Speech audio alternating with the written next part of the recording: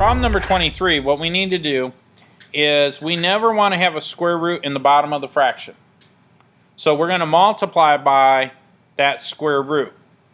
Whatever I do on the bottom, I have to do on the top. So do the 2 square root 48 across the other out. Yeah, but let's do the top first. So the top, I've got the square root of 48 times the square root of 3. So really what I need is I've got 3 times 48, which should be 144. So on the top, I've got the square root of 144. We know that that will reduce in a second, but let's just finish.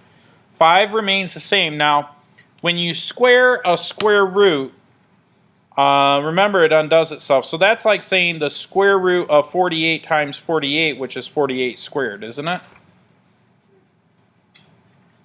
So the squares and the square roots undo each other. So the bottom here is just going to be times 48.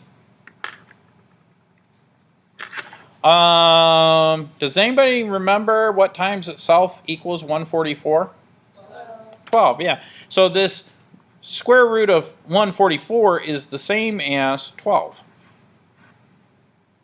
Then on the bottom, I have 5 times 48, but isn't 48 4 times 12? Yeah. What happens when I take 12 and divide it by 12? It equals 1. So those kind of cancel. So I'm left with 1 over 5 times 4, which is 20. And that's the answer.